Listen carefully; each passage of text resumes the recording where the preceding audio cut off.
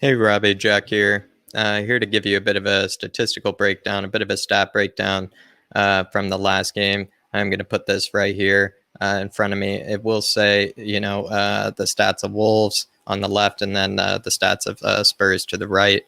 In terms of possession, look, I mean, in terms Wolves, they did dominate us in possession. I think that simply had to do with we were kind of forfeiting the ball a bit too much in the second half. We don't really have a lot of tempo setters. We have two kind of holding, destroying midfielders and the likes of Skippy and Højbjerg. And then you move on with the likes of Delhi. Delhi is just one of the most dispossessed players in the Premier League from last season. So he's going to lose it a lot as well. And then moving on to shots on target. We didn't have, or shots on goal, excuse me.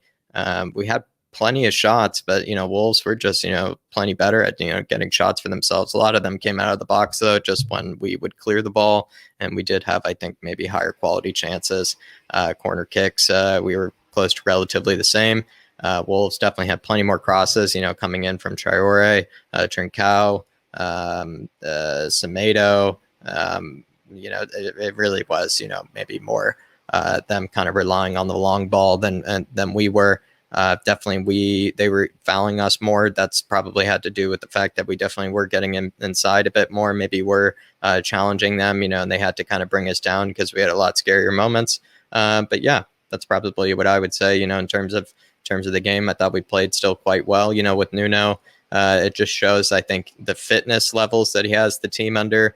That really probably brought us through that game. I didn't think we played that spectacular at football, but you do have to consider the fitness levels that these players are experiencing is considerably different than last season. I would say, last season, they probably would have equalized against us. Where in this season, it seems like we're a bit more switched on. We're a bit fitter.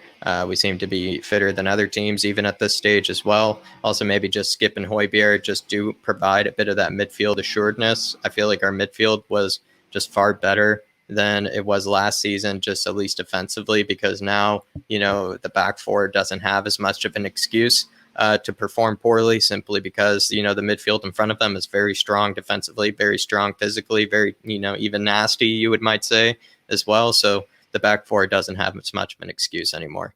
As well, going into the front three, Stevie B, he just needs to be able to put away a chance, just needs to be able to create something and actually put something on his score sheet or his creative charts, for an assist or something, because just seems to be the final ball or the final shot that he just can't be able to put it through with. And then finally, I would say in terms of the defense, look, I mean, you can only get so far with Eric Dyer and Davinson Sanchez, but it is possible that Nuno might be just improving their form just slightly, or might even just be improving their ability just slightly. He has had, success with center backs that, are not maybe household name center backs, but under Nuno, experienced a lot of success. Mustafi, the former scummer, he I believe under Nuno had a spectacular spell of form at Valencia when they were both at Valencia, as well as Mangala, who moved to City at one point a while back, who's now not really anywhere. I would say kind of like Mustafi. He had a great spell under Nuno at Valencia, so it is possible that maybe Eric Dyer and Davinson Sanchez might just be, let's just say, better center backs under Nuno than before. As well, Tanganga, he did get taken on plenty of times by Traore. Traore had something like 9 take-ons, successful take-ons. I think the next highest in the Premier League that game was 6 or something, or 5. So definitely did get burned plenty of times. But it was just learning moments for Tanganga.